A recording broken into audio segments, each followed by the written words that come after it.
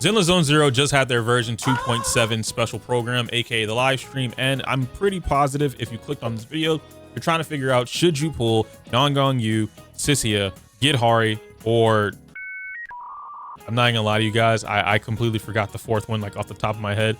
So now I'm currently scrolling down to see who the fourth Seed. If you can't tell based off me literally forgetting the fourth one, this might be a huge skip patch for a lot of you, but for some of you guys, especially for some of my newer players, this could be a pretty big patch for you. There are a lot of characters in the game, or rather there are a lot of characters this phase that you could benefit from. Most of the time, which we're gonna see in a little bit here with the video, you'll notice that they kind of come in pairs. Anyway, we got a little bit to talk about. I'm a little bit more off the cuff today. I just didn't want to type it out. I just watched the live stream like some hours ago because I wasn't waking up at 7 a.m. I woke up at a reasonable time, but right now, let me give you guys the info. Let's talk about it.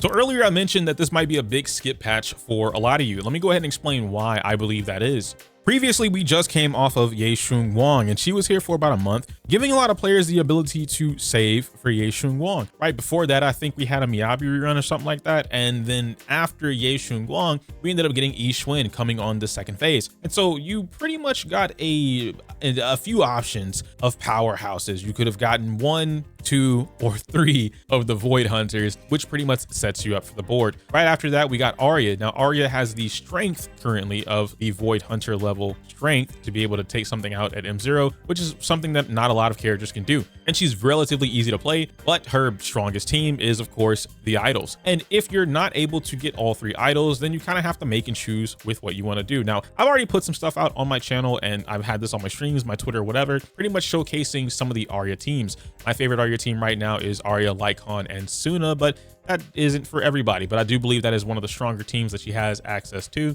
It's more free-to-play accessible. And if you did want to jump into the free-to-play category, then you also have Arya, Lycon, and Zhao. But moving along, why I'm bringing all that up is simply to state that if in the event you had everything you're looking for, you don't really need Nangong Yu, especially if you didn't grab any of the idols, aka Arya. Now, she could benefit some of the other characters, and we'll talk about that during her segment, but for the most part, just on a simple to understand playing field, you don't need Nangong Yu. At the same time, Cissia being a character that is very similar, if not a one-to-one mock-up of what Seed was when Seed released last year. Cissia is going to be a character that looks to be both an attack style character or a main DPS and a supportive DPS or sub DPS, if you will. And with her kit having some type of DOT included in it, the whole Venom Strike thing going on, and then her being able to play on and off the field, again, just like Seed, this puts her in the same situation where if you didn't have certain characters or you weren't looking for a certain playstyle, this character might not be up your alley. And with Seed also being purely electric and Cissia being purely electric,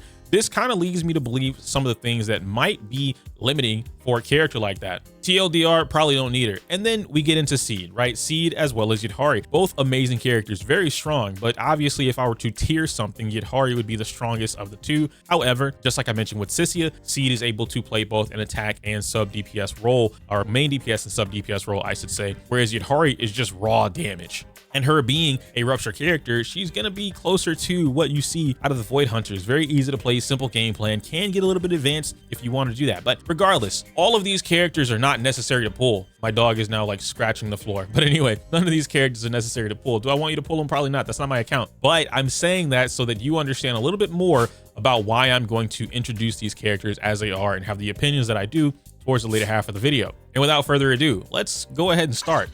So up first, we are going to have Nangong Yu. Now, me personally, I'm very excited for this character. I think Nangong Yu looks amazing. Having an ether stunner, let alone just a stunner in general that works off of anomaly, this is our first time getting something like that. And from what we were able to see throughout the live stream, it looks like she's going to be phased up with a lot of damaging attacks. And I say damaging because they look like they do a little bit of the damage, right?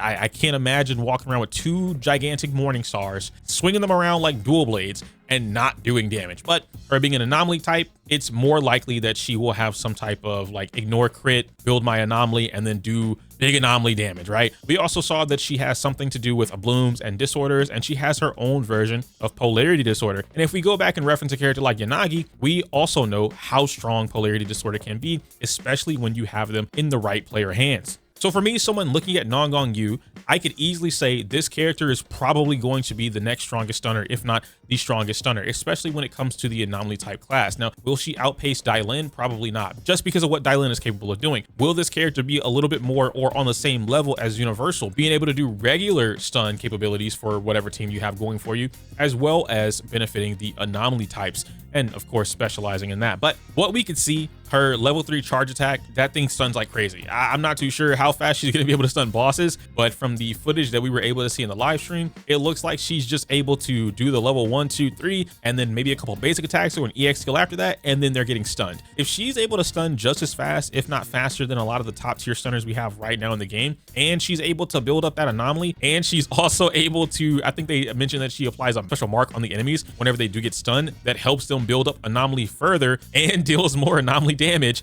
on top of her triggering polarity disorders.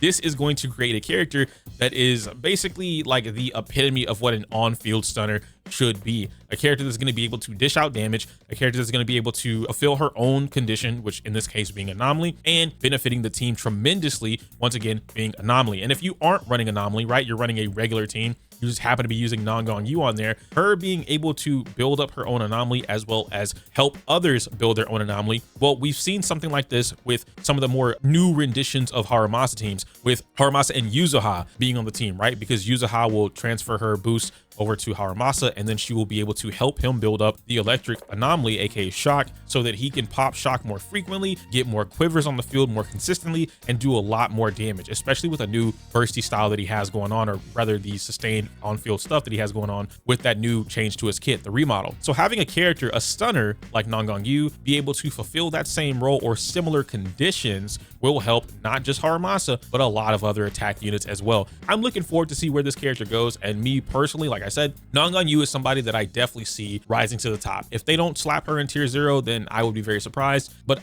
even without the tier 0 part, I do expect Nangong Yu to last for a good bit of time, possibly the rest of the year, going all the way into 3.0 and maybe even 4.0, depending on what's going on. Depends on the other characters that we're going to be getting in the future. I expect we're entering an anomaly meta, if you will. We've gotten Arya, we've gotten Suna, we have Zhao, we get Nangong Yu now, and I wouldn't be surprised if the next couple of characters all have something to do with anomaly or building anomaly, increasing AP, who knows.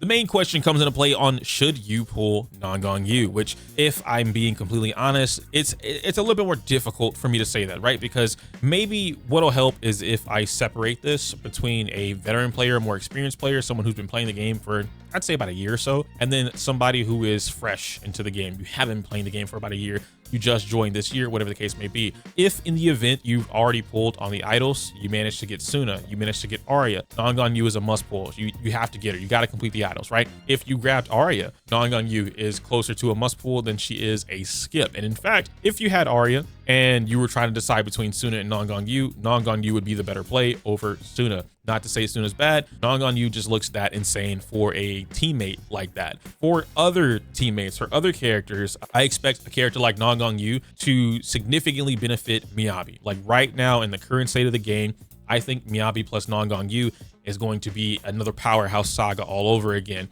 And if we get freezable monsters back into the game, this is going to be even more destructive. If we don't get freezable monsters into the game, Nangong Yu is going to make it so that Miyabi no longer cares. It's going to be a really good thing for anomaly DPS like that. At the same time, we have been seeing, right, going back to Arya, we've been seeing a lot of the newer enemies kind of like bringing back this stun meta. And so, yeah, sure. Right now, I've gotten a few comments where it's like, Arya, Suna, and Yuzuha is still the best team in the game. And dude, listen, I get it. You love hypercarry. It's fine. I don't care. That's not what I'm talking about. What I'm getting at here is that being able to stun the enemy consistently seems to be the play going forward. A lot of the enemies right now are stunnable. They want to get stunned. They have mechanics that are built around stun or defensive assist, and being able to rack up the days while you have that limited amount of time. Cough, cough, shout outs to Vesper. Nangong Yu is going to be the play for that. So I could easily see this character being a high priority on a should you pull list, regardless of if you have Arya or not. But she is geared towards anomaly,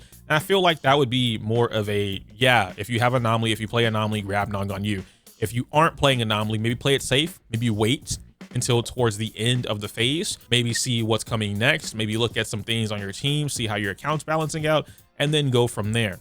Speaking of attack, Next, we can talk about Cissia. I'll go back to Yidhari since Yidhari will be on the same phase as Nangong Yu, but right now I want to talk about Cissia being the brand new character getting ready to come out in phase 2. Now, like I said earlier, Cissia is one of the more unique characters similar to Seed, but we already have a Seed. That's the easiest way for me to say that. Right now, Seed is a main DPS. She does great damage, and if she wants to fulfill the sub DPS role, she still does great damage. Now, playing Seed is really clunky if you're playing her as a sub DPS because Seed wants to be on field. Not all the time, of course, but she wants to be able to use her EX skill, which is a long animation. She wants to be able to use Rocket Punch, which can be a long animation. She wants to do the Crash Down Punch, which if you're not familiar with being able to use the shoulder to shoulder technique, or just being able to quick swap out very consistently, very frequently, then it's gonna feel clunky for you.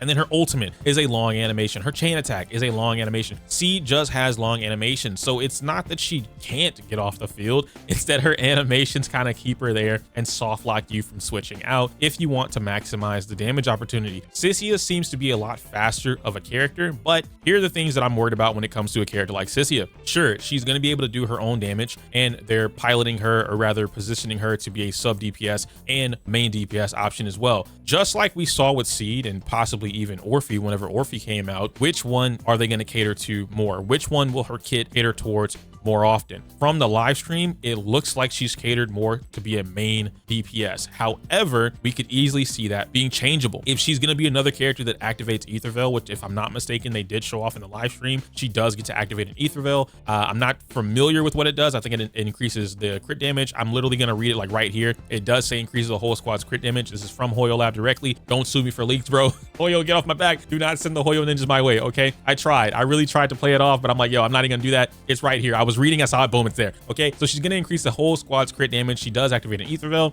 Her Venom ignores a portion of defense, so she's going to have defense penetration as well, right? Or defense shredding in a sense. And then she damages and supports in one kit. This part is what is worrying me the most, damaging and supporting in one kit. In the event one takes over the other, let's just say that she's a main DPS first, and then the rest of her kit, you know, sub DPS here or there, whatever, right? Passive sub DPS. Cool, awesome. This is good in the sense that you can play her on field. Her animations look like she wants to be on field. She can consume the Venom a lot. She can build up the resources for her Venom. She can do the Serpent Strike, I think is what it was called, or Serpent's Teeth, whatever, the stab down move that she has from the sky, right? She can do a lot. That's great. That puts her on the map for like, hey, this is another electric attacker like the 20th one we have that can do and dish out really good damage. But now she's competing with everything. She's competing with Soldier Zero Ambi. She's competing with Seed. She's competing with Hugo. She's competing with Evelyn. She's competing with all of the Rupture agents as a main DPS character. So now this puts her in the ballpark. Why pull Cissia? So then we look at the sub DPS category, right? In her sub DPS category, we can see or assume that the Venom is going to be able to drop down the defense of whatever she's fighting. And maybe we can look at this similar to how Orphe is portrayed, right? Where Orphe does things and then she lowers the defense or penetrates the defense with aftershock attacks. And when you combine that with Sambi, Sambi also loves that stuff because she's using aftershock attacks, and they just work off of each other, especially with the new potential Sambi that we have available to us. She increases everyone's damage on the team who uses aftershocks. So her and Orphe just work hand in hand. Cissia could have something like that in her kit, which again, very similar to how Seed works, where if you're an attack character,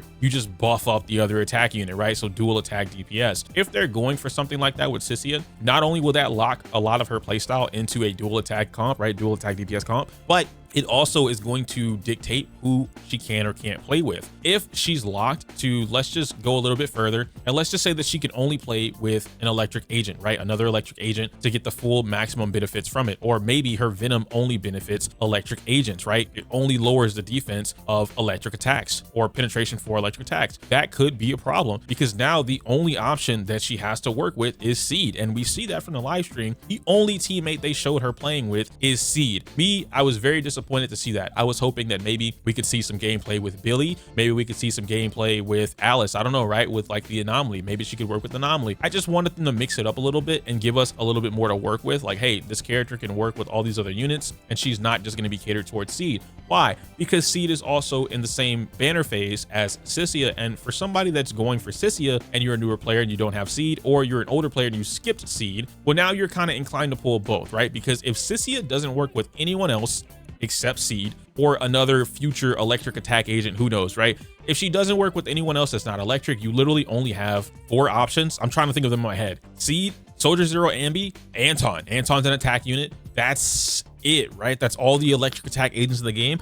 I could be forgetting one. If I'm forgetting one, then my bad. Let me know in the comments down below. But like, you have limited options when it comes to a character like that, especially if she's working off the sub DPS category. But if she had anything else, right? Like, hey, instead of just benefiting electric, I could benefit fire, I could benefit ether, I could benefit ice, I could benefit physical, I could benefit like how Lycan got the change where it's I can make all type, right? All type boost or all type penetration. Anything like that would significantly make this character better than what we're looking at right now. Cissia might be the easiest or second easiest skip out of the entire phase. I know this seems like I'm doom posting, and I promise you I'm not. Like, I'm very skeptical of this character because I want Cissia. Cissia has by far one of the coolest designs that I've seen in the game. I love her personality from the live stream, from the story. Like, she's a great character, okay? The concept of this character is almost flawless.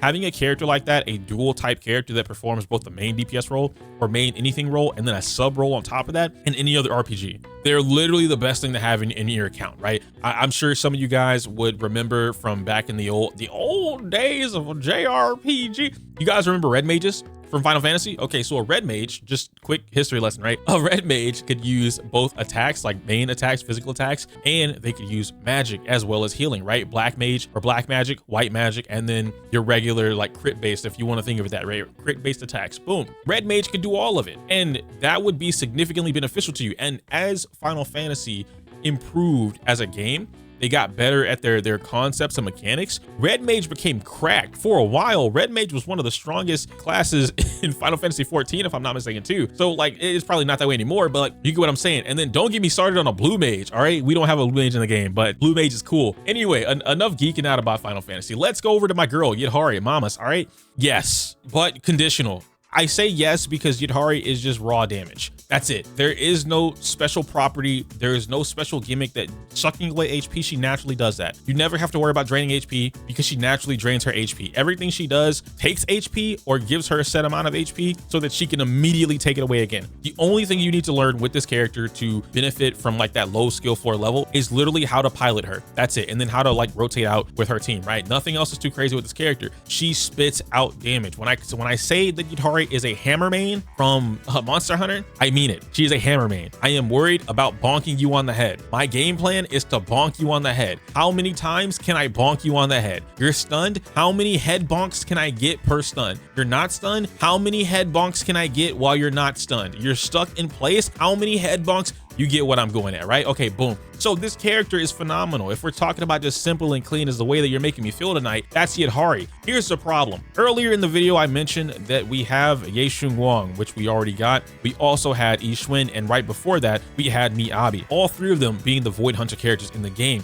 and one of them being a Rupture unit, aka Yixuan, who we just had. And Yixuan is by far the strongest Rupture unit that we have in the game right now, and she's just universal across the board. If you watch my previous Should You Pull a video, I talked very highly of Yixuan. If you've seen my week of Yixuan, you guys see that we went back and we relearned Yixuan. Phenomenal character to this day. Getting Dailin makes her even stronger. Getting Lucia makes her even stronger. Getting Pan, I won't say why, but Pan might be receiving something that will make her stronger. So I guess it will make all Rupture agents stronger, but it'll make it, Pan will become much more free to play accessible for a lot of the Rupture agents. Really good, right? Allegedly. And so with that being said, should you pull Yidhari? Yes, if you don't have any other Rupture agents. If you don't have a Minato build up and you have some spare polychrome, you're just itching. You're itching to throw some polychrome at the casino table, go ahead and pick up Yidhari. That's a safe pickup. If you don't have Yixuan, go ahead and pick up Yidhari. If you don't have Miyabi, go ahead and pick up Yidhari, right? If you're not anticipating any future ice characters, go ahead and pick up Miyabi. Or my bad, not Miyabi, Yidhari. That would essentially be the game plan there. She is by far the easiest one that I can say you pull if you have this condition. You don't pull if you have these other conditions. The other conditions being that you have another Rupture agent that's very strong, right? Banwei, Yixuan, even a cracked out Minato. Not to say that Minato can compete with Yidhari, but you really do have to value or weigh the opportunity behind that. If you have an M6 Minato. Your Minato is clearing 35 to 50k on anything you put him in Deadly Assault. He's clearing Shiyu defense in under a minute and a half. Like, you're chilling, right? Your Minato is doing the work for you. You're playing him with Panda or Lucia, and you have whatever stunner you want. You really need to consider the what's the something cost, opportunity cost. There we go. I say that like chat told it to me, but there is no chat today. It's just me and you.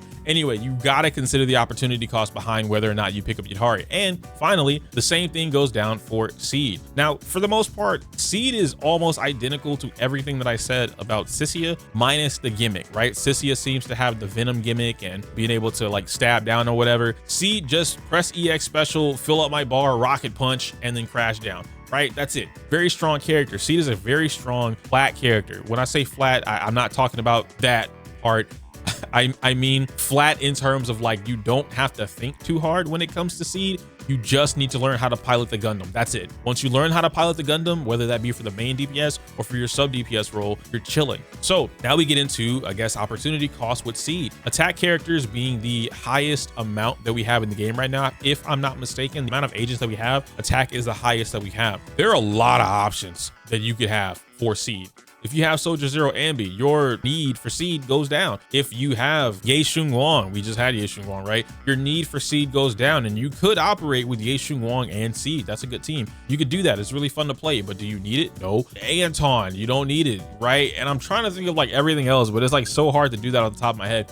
You just don't need her. If you have all these other attack agents, you don't really need it. However, now we get into whether or not you have an electric type DPS, period. If you have 0 electric DPS on your account at all, I do think it's worth picking up Seed or Cissia. Again, just wait until that phase. Wait until the phase gets here. Give it a little bit of time. Let the theory crafters cook. Let's see who has a little bit more of like the damage opportunities available to them, who's going to be better or worse going to the future, and then go ahead and pick up one of the characters, right? If you don't have Haramasa for free, you're in a very unfortunate situation because Haramasa got the remodel. It put him up to snuff with a lot of the other attackers in the game, and it's made it so that if you do know how to play Haramasa, you still don't need to pull another electric attack agent, so you're fine. Ultimately, I would say that that would round up like a should you pull, right? If I had to give you guys some final thoughts, which I know I'm rambling at that point, but just some final thoughts for like everything going on. Think about what it is that you have on your account. I know some of you guys, a lot of you guys are going to immediately start commenting. If you already haven't typed it out in the comments down below, you're going to ask, hey, should I get this? Should I get that? I have this character. Should I pull this? I have that. Should I pull that? Do I need the W engine? Should I pull this? Right now, the only ones that I can talk about regarding a W engine would be Seed as well as Yidhari. Both of their W engines are absolutely insane. Yidhari's W engine, if you don't have another Rupture engine, pull her engine. It's really good. Seed's W engine, Cordis Gemini or Cordis Germina, something like that. Really good W engine, cracked out of its mind, right? It's a very strong W engine, especially for electric attack agents. Cissia as well as Nangong Yu, I don't think they talked about it or showed it off what it does in the live stream, so I can't talk about it. I can't tell you if you should grab it or not, and I also don't know if they have any other alternatives yet, but I will be able to tell you that tell you guys that we do have CE this time around, so we'll figure it out. But ultimately, like I said, it just comes down to like what you have on your account. I tried to do my best here with giving you guys some information on like, if you have this, do this. If you don't have this, then here's your best option. But it really does come down to like what you have. If you ask more specific questions in the comments, it's easier for me to help you, because now I can kind of look at what you do or don't have and what you can line it up with and then go for there. So if you still want help, ask more specific questions. I'll try to get to everybody or as many people as I can within like the first couple of hours, or day of the upload. And then after that, it's up in the air, right? But anyway, let me know who you're pulling. I can't say my usual outro because it's inappropriate for YouTube. Like the video, comment, subscribe. Smell you later.